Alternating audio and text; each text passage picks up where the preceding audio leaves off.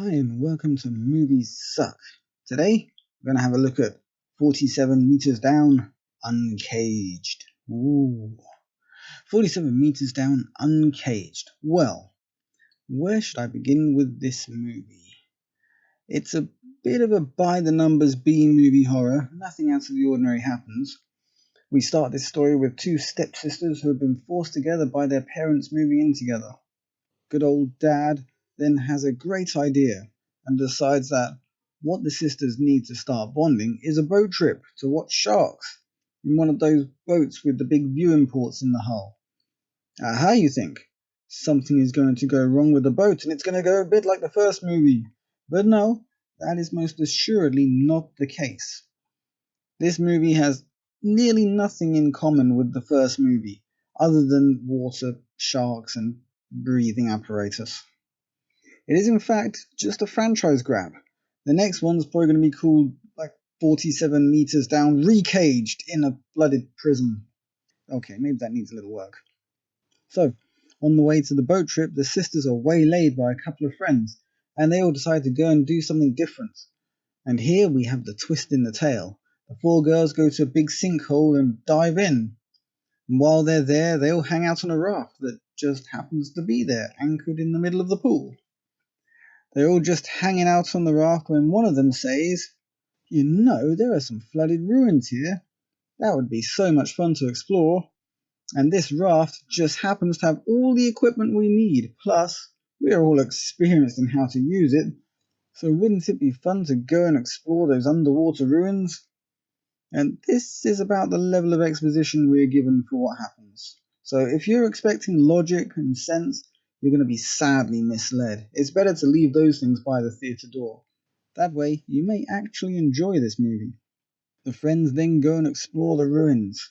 And luckily, they all appear to be very good swimmers too. And being girls, they can't stop talking. So luckily, the equipment they found on the raft also includes magic radios that allow each girls to hear each other, even though their face masks don't stretch round to their ears, and we can clearly see that there is no kind of thing transmitting the sound to their ears. So, they're swimming around underwater, and one of them notices something out of the corner of her eye. And I know what you're thinking. You're thinking it was a shark. That's what you think, isn't it? Well, sorry to disappoint you, because it was actually, get this, a singing fish, or a yelling fish. And at this point you realise you're not supposed to take this movie seriously. And as long as you don't, this movie is actually kind of fun. But you're dragged kicking and screaming out of the movie, and you no longer care what happens to the characters because, you know, it's just going to be dumb. And this movie does not disappoint in the dumb factor. The girls then panic and cause a bit of a cave-in so they can no longer leave the way they came. And this is where the movie gets started. Our main antagonists show their remarkably ugly faces, and we see that our girls are up against, and yes, I mean this, blind sharks. Yep, you heard it right. They're up against blind sharks.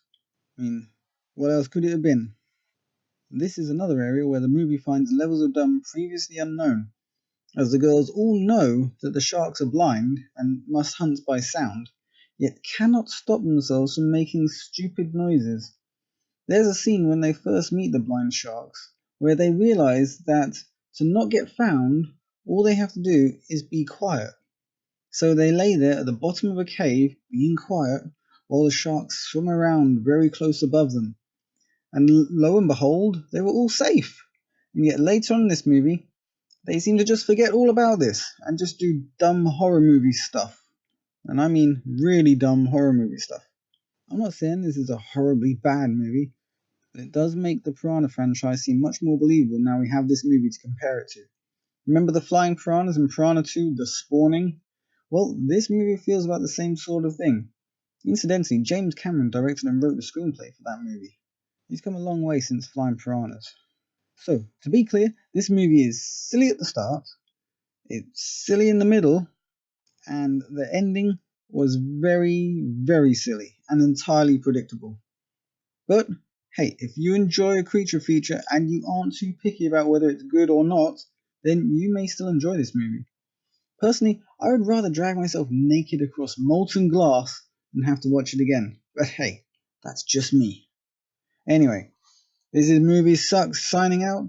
Don't forget to leave a like, share, or subscribe, and I will catch you on the flip side of the new video.